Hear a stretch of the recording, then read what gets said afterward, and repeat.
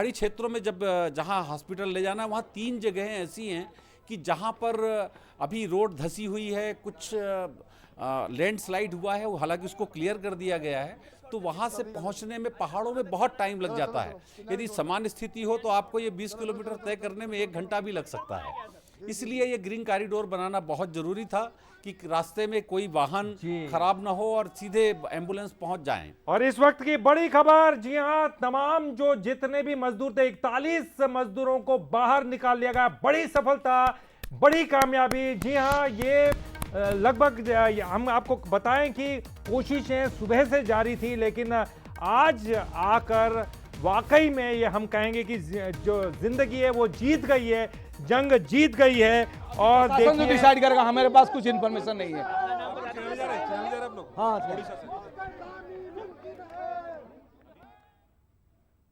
तो पूरे 41 मजदूरों को बाहर निकाल लिया गया है।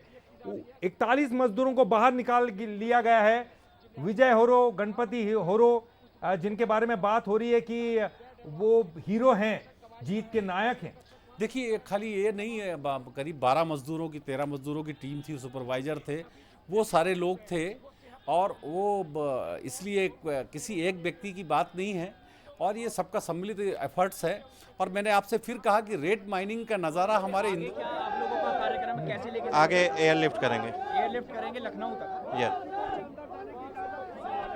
सर, ये एयरलिफ्ट की बात हो रही है, मतलब ये चिनूक हेलीकॉप्टर को यहाँ पर रखा गया था इमरजेंसी के लिए। चिनूक हेलीकॉप्टर एक स्पेशल डबल रोटर का, डबल ब्लेड का एक स्पेशल हेलीकॉप्टर होता है। समान तौर पर सूर्यास्त के बाद जो सामान्य हेलीकॉप्टर होते हैं वो सूर्यास्त के बाद उन्हें उड़ान की अनुमति नहीं दी जाती। और वैसे भी ये पहाड़ी क्षेत्र है, यहाँ रात में लैंडिंग की सुविधा नहीं है। और आप समझिए कि कहने को तो 170 किलोमीटर है यहाँ से देहरादून, 180 किलोमीटर होगा, लेकिन यदि आप बाय रोड जाते हैं तो 7 घंटे तक का समय लग जाता है। सब निकल गए, सब बढ़िया निकल गए भैया। जी जी सर, सब बढ़िया निकल गए, सब बढ़िया निकल गए, सब बढ़िया बढ़िया अच्छे तरीके।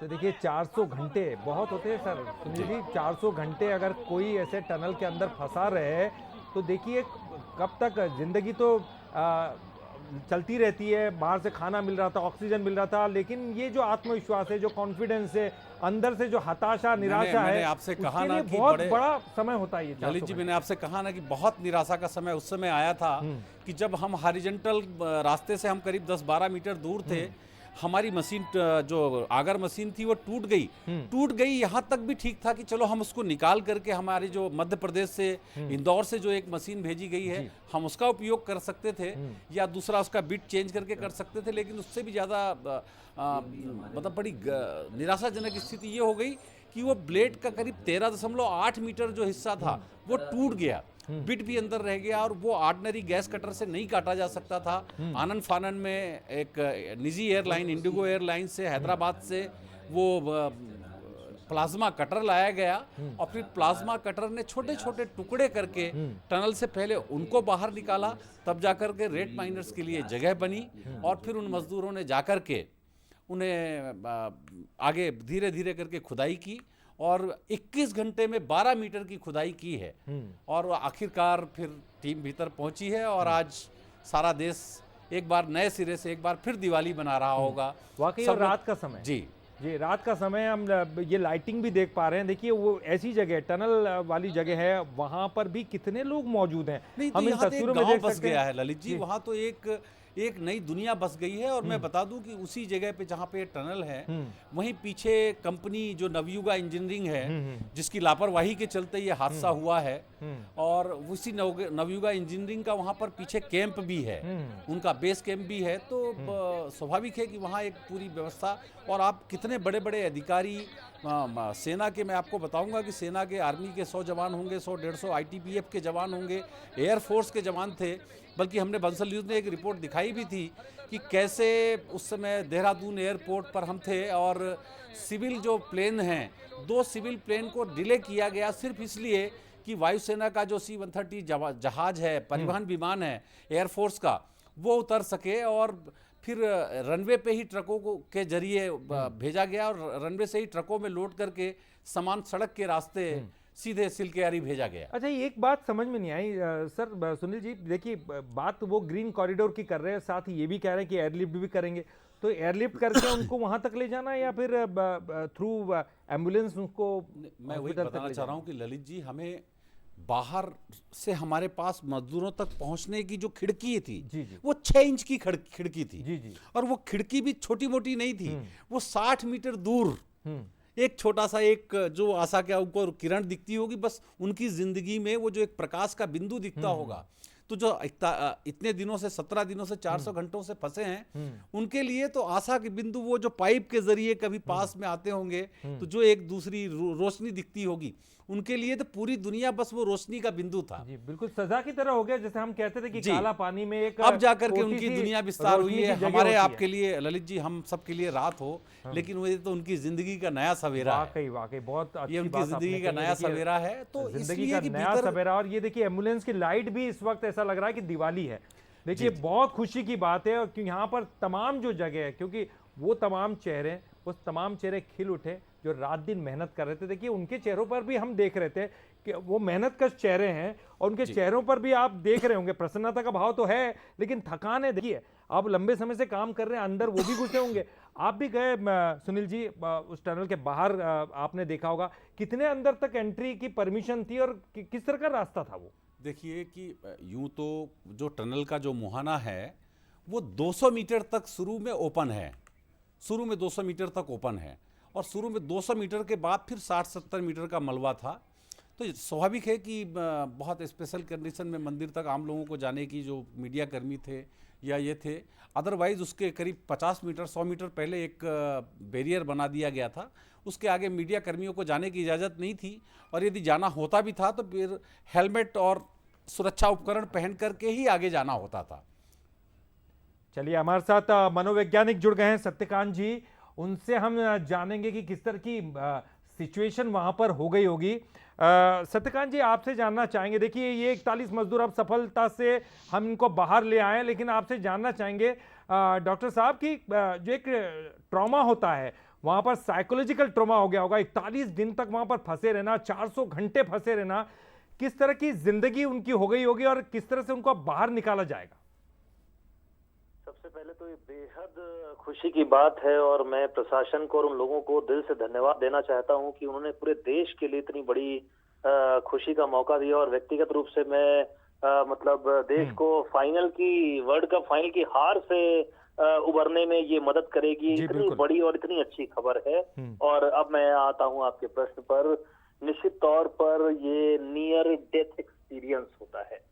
इसमें जब तक व्यक्ति वो निकलने की एक चांस बस सा बना रहता है, लेकिन ऑलमोस्ट एक मन में आशंका, भय सब बना रहता है कि अब शायद कुछ हो नहीं पाएगा, अब शायद हमारी जिंदगी नहीं बचेगी।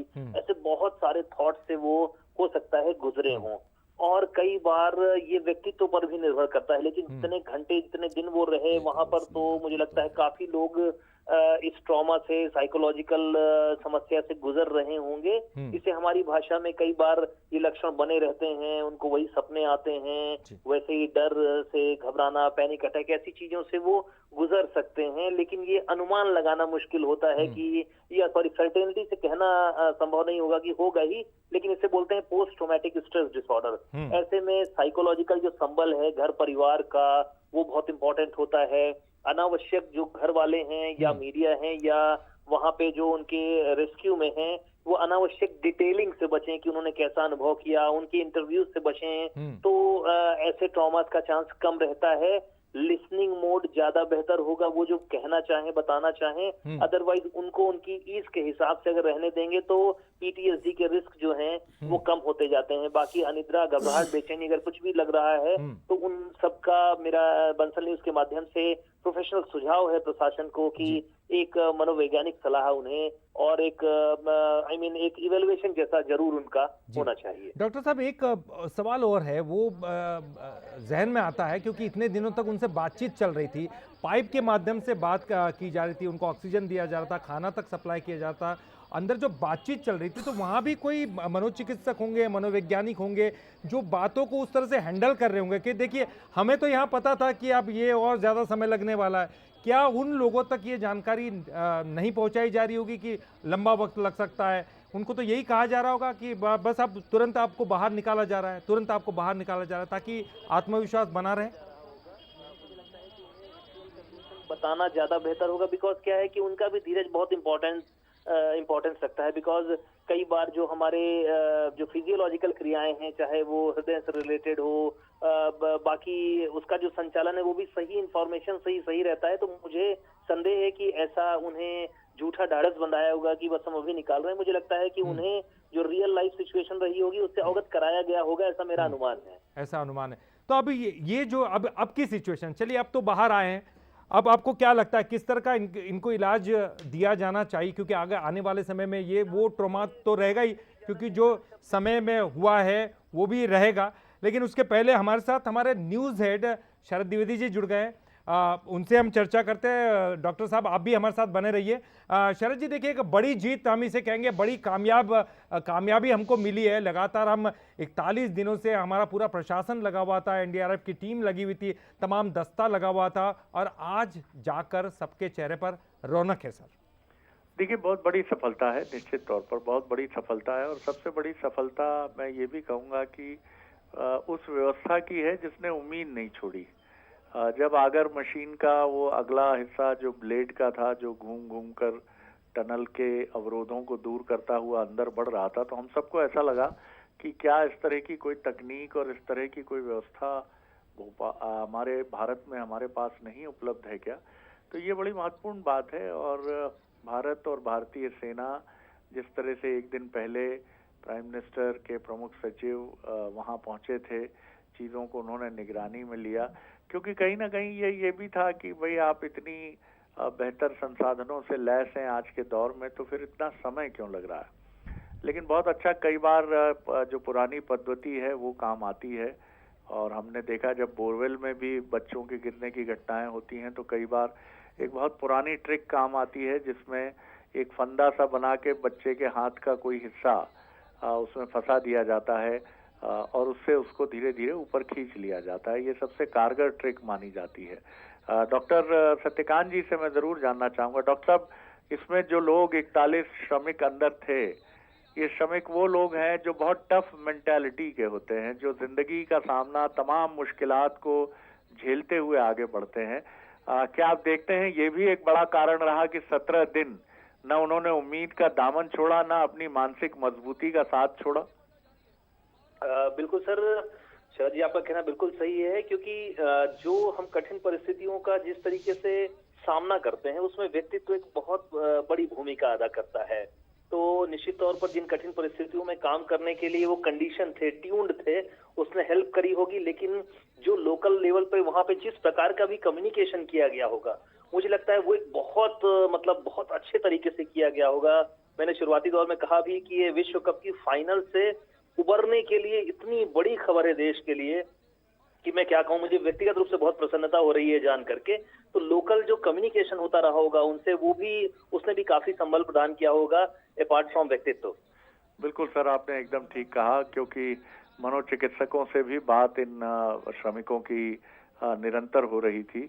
और सबसे अच्छी बात थी कि इनके लिए, जो इनकी फीडिंग के लिए, इनको भोजन और पानी इत्यादि पहुंचाने के लिए एक मजबूत इंतजाम पहले हो गया था, जिसने एक महत्वपूर्ण भूमिका अदा की। और करीब 2 किलोमीटर की पेरीफेरी का वो दायरा था, तो एक लंबा परिसर भी था इन श्रमिकों के पास, जहां ये उस ऊब से बचते। अगर ये कोई 30-40 फीट का हिस्सा होता तो शायद वहां दम घुटने, सफोकेशन या खराब हाइजीन कंडीशन के चलते चुनौतियां होती। निश्चित तौर पर हम सबका मनोबल इससे बहुत ऊंचा हुआ है, डॉक्टर सत्यकांत त्रिवेदी। और ये बताता भी है कि भारत दुनिया में अपनी शक्ति जो खास तौर पर है उसके लिए अब पहचान कर एक अलग मकाम के साथ आगे बढ़ रहा है, क्योंकि भारतीय सेना और जिस तरह से हमने इस काम को टॉप प्रायोरिटी दी और प्राइम मिनिस्टर लेवल पे इसकी मॉनिटरिंग हुई, ये बड़ी अच्छी बात है। बहुत धन्यवाद करता हूं मैं आपका। जी ललित बिल्कुल शरद जी, और निश्चित तौर पर ये हम सब के लिए, जैसे कि डॉक्टर साहब कह रहे थे कि हम फाइनल मैच हार गए, लेकिन ये एक फाइनल से कम नहीं है, क्योंकि जिस तरह से खुशियां मुझे उन लोगों के चेहरों पर दिखाई दे रही है, थोड़ी सी थकान भी दिखाई दे रही, निराशा ज़बरदस्त थी, लेकिन आज जो चेहरे पर खुशियां दिखाई दे रही है वो लग रहा है कि फाइनल मैच जीत गए हम। बिल्कुल ठीक कहा आपने ललित, और अंत भला सो सब भला। जिस तरह से ये कार्य, क्योंकि जितने भी श्रमिक निकले हैं वो सब बहुत स्वस्थ है, यानी वो सब अपने पैरों पर चल कर निकले हैं।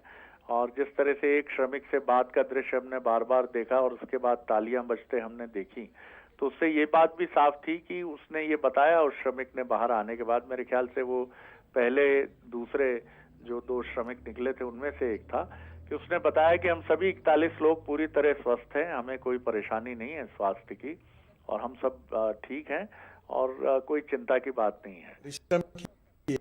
गडकरी साहब क्या कह रहे हैं वो सुन लेते हैं। अलग पर काम, शायद उनकी आवाज़ ढंग से नहीं पहुंच पा रही है, लेकिन निश्चित तौर पर सड़क परिवहन से जुड़ा हुआ मामला है, और बड़े ये कह सकते हैं कि उन्होंने काफ़ी कुछ किया है देश के लिए, और नई नई चीज़ें बनाई हैं, टनल वनल, और इसके अलावा भी रोड की अगर हम बात करें तो बहुत सफलता के साथ चीज़ें की हैं। और देखिए 5 तस्वीरें हम लगातार दिखा रहे हैं, कैमरा 1। घटना ने भी हमको सीखने के लिए बहुत कुछ मिला है।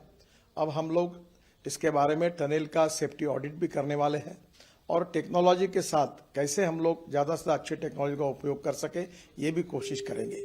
हिमालय का स्टार्टा बहुत ही फ्राजिल है, और इसीलिए स्वाभाविक रूप से वहाँ काम करना भी बहुत कठिन है, पर इसके ऊपर हमको उपाय ढूंढना होगा। हम निश्चित रूप से उपाय ढूंढेंगे, इसी विश्वास के साथ फिर से एक बार जिन जिन लोगों ने सहयोग किया उनको बहुत बहुत धन्यवाद, और विशेष रूप से जो मजदूर है उनके परिवारों को भी मेरी बहुत बहुत शुभकामनाएं, क्योंकि वो बेचारे वापस आए हैं। हमारे लिए, सबके लिए बहुत खुशी की बात है। उनके उज्जवल भविष्य की कामना। बहुत बहुत धन्यवाद, नमस्कार। तो देखिए नितिन गडकरी जी जो कि लगातार ये कह रहे हैं कि अब सेफ्टी की बात की जाएगी, क्योंकि देखिए पहला तो ये चैप्टर होता है कि किस तरह से उनको सकुशल बाहर निकाला जाए। बाहर निकालने के बाद फिर देखा जाएगा किस तरह से आगे सेफ्टी बरतनी है, अगर इस तरह के एक्सीडेंट फिर से ना हो, आने वाले समय में ना हो, इस तरह की बातें भी आप की जाएगी। आपको वो तस्वीरें भी दिखाते हैं, हम 5 अलग अलग एंगल से तस्वीरें दिखाने की कोशिश करेंगे कि किस तरह से जो है ये रेस्क्यू ऑपरेशन किया गया। देखिए 5 तस्वीरें, कैमरे की 5 अलग अलग तस्वीरें वो बाहर निकलते हुए। कैमरा 1 आप देखिए, इन तस्वीरों में आपको दिखाई दे रहा है कि जो हमारा जो दस्ता है वो कितना खुश है, मिठाई बांटी जा रही है, क्योंकि मजदूर बाहर आए हैं। तो मजदूर, एक मजदूर के बाहर आने के बाद भी उतनी खुशी, देखिए उसके बाद एक के बाद एक मजदूर बाहर आते गए, 41 मजदूर सारे के सारे बाहर आ गए। और कैमरा 2 देखिए, पुष्कर सिंह धामी खुद बात करते हुए, वो पहले मजदूर से उनसे चर्चा करते हुए, उनको ढांढस बंधाते हुए, देखिए जो हुआ सो हुआ। और वो तमाम जो मजदूर है वो एक के बाद एक बाहर आते हुए, इनके अलावा जो दस्ता लगा हुआ था, रेड माइनर्स थे, वो भी लगातार पिछले कई दिनों से लगे हुए हैं और कोशिशें जारी थी। और कैमरा 3 आप देखिए, उनमें भी आप देख सकते हैं कि उन मजदूरों के चेहरे पर खुशियां हैं। और कैमरा 4 की तस्वीरें आप देख सकते हैं। देखिए ये वो तस्वीरें हैं जो कि हमको बता रही हैं वो इलाका कैसा है। देखिए चट्टानों वाला इलाका है, पहाड़ी इलाका है, ऐसे में देखिए कितनी ज़्यादा वहाँ पर भीड़ है। वो एक दिवाली जैसा वातावरण होगा निश्चित तौर पर, क्योंकि उनको निकालने के लिए लगभग जब पूरा देश लगा हुआ था तो हमारी देश की हर जो व्यवस्था है वहाँ पर उनके लिए उपलब्ध कराई गई थी, चाहे फिर वो एम्बुलेंस की सुविधा हो, मेडिकल सुविधा हो, डॉक्टर्स हो, चिनूक हेलीकॉप्टर वहाँ लाया गया। तो लगातार जो हम आपको बता रहे हैं वो 17 दिन रेस्क्यू के कैसे गए। 12 तारीख 13 तारीख जब ऑक्सीजन की पूर्ति के लिए मजदूर से संपर्क किया गया, 14 तारीख को एनडीआरएफ, एसडीआरएफ, बीआरओ ने मोर्चा संभाल लिया था, 15 तारीख को देखो वर्टिकल ड्रिलिंग शुरू की गई। जैसे जैसे आईडीएस लगते गए, अमेरिकी ऑगर ड्रिलिंग मशीन को बुलाया गया, 15 तारीख को हॉरिजेंटली करने की कोशिश की गई, ड्रिलिंग शुरू की गई ऑगर मशीन के द्वारा, लेकिन हर्डल्स आए। 24 मीटर की ड्रिलिंग पूरी भी हुई 17 नवंबर तक। और फिर पीएम मोदी ने सीएम धामी से बात की। देखिए पीएमओ लेवल पर बातचीत चल रही थी। बचाव कर्मियों ने फंसे मजदूरों का एक वीडियो भी जारी किया है। 21 तारीख को रेस्क्यू टीम मजदूरों के काफ़ी करीब भी पहुंची। 24 तारीख को एक के बाद एक देखिए हॉरिजॉन्टल ड्रिलिंग के लिए पहाड़ से पेड़ों को काटा गया, वहाँ से और उसके बाद हॉरिजेंटल ड्रिलिंग की गई है। फिर रेट माइनर्स ने मोर्चा संभाला। देखिए 27 नवंबर वो तारीख जब रेट माइनर्स इस पूरे रेस्क्यू ऑपरेशन में एंट्री करते हैं और देखिए काफ़ी सफलतापूर्वक वो निकाल लेते हैं तमाम मजदूरों को, 41 मजदूरों को बाहर निकालने में। तो सभी 41 मजदूरों को बाहर निकाल लिया गया है। देखिए इस वक्त की बड़ी खबर और आपको बता दें कि लगातार हम इस खबर पर पल पल की अपडेट आपको देते रहे हैं। बंसल न्यूज़ पर एक के बाद एक हर अपडेट आप तक पहुंचाते रहें। और सुनील जी, एक आखिरी प्रतिक्रिया आपसे जानना चाहूंगा। देखिए आप पहले दिन से जुड़े हुए हैं और पहले दिन उत्तरकाशी में उस जगह पर मौजूद थे और आपने उस वक्त की सिचुएशन को देखा और आज जब 41 मजदूर बाहर निकल गए हैं और पल पल बीच बीच में भी आप लगातार इस खबर को देखते रहें, क्या कुछ कहेंगे सर? आखिरी प्रतिक्रिया आपकी। बस ये सबके सम्मिलित प्रयास का परिणाम है और मजदूरों को ज़िंदगी में 17 दिनों से 400 घंटों से एक जो छोटा एक रोशनी का जो एक बिंदु दिखाई दे रहा था वो अब भरपूर उजाले में बदल गया है। और निश्चित ही जो वहाँ पे बचाव कार्य में रहे होंगे, जो उनके परिजन होंगे, यह उजाला उनके दिलों में भी पहुँचा होगा। और देश ने दिखा दिया है पूरी दुनिया को कि कैसे हम हर स्थिति से निपटने में सक्षम हैं। और कैसी मैं वही आपसे कह रहा था कि बीच में 17-18 नवंबर और बाद में फिर 23-24 नवंबर इतने निराशाजनक दिन थे कि विदेशी एक्सपर्ट को यहाँ तक कहना पड़ गया था कि शायद हमें दिसंबर तक का 25 दिसंबर का इंतज़ार करना पड़े। लेकिन ये हमारे भारतीय इंजीनियरों की, भारतीय नीति नियंताओं की जिद थी कि वो लगे रहे, उन्होंने हिम्मत नहीं हारी और आखिरकार चाहे वो रेट माइनिंग का तरीका अख्तियार करना पड़ा हो, चाहे कोई और तरीका, आखिरकार वो सारे मजदूरों को बाहर लेकर के आए। बिल्कुल, हम उस जज्बे की भी बात करेंगे, उसकी भी चर्चा करेंगे क्योंकि लगातार जो वो जज्बा वो दिखता रहा था। हमारे तमाम जो है साथी जो दल है वो लगातार रेस्क्यू ऑपरेशन में लगे रहे। पीएमओ की तरफ से भी कोशिशें होती रही और दुआओं का दौर तो पूरे देश भर से जारी था, जैसे कि आप जानते हैं। बहुत बहुत शुक्रिया करेंगे सुनील जी, आप लगातार जुड़े रहे, इस खबर पर भी अपडेट देते रहे, बहुत बहुत शुक्रिया आपका। और हमारे साथ हमारे न्यूज़ हेड शरद द्विवेदी जी जुड़े थे, उनका भी बहुत बहुत शुक्रिया। हमारे साथ मनोचिकित्सक सत्यकांत त्रिवेदी जी जुड़े थे, डॉक्टर साहब, उन्होंने भी बहुत कुछ इस रेस्क्यू के बारे में और उनकी मेंटल सिचुएशन के बारे में बताया, उनका भी बहुत बहुत शुक्रिया। तो ऑपरेशन टनल सक्सेसफुल हो गया है और बंसल न्यूज़ पर खबरों का सिलसिला लगातार जारी है।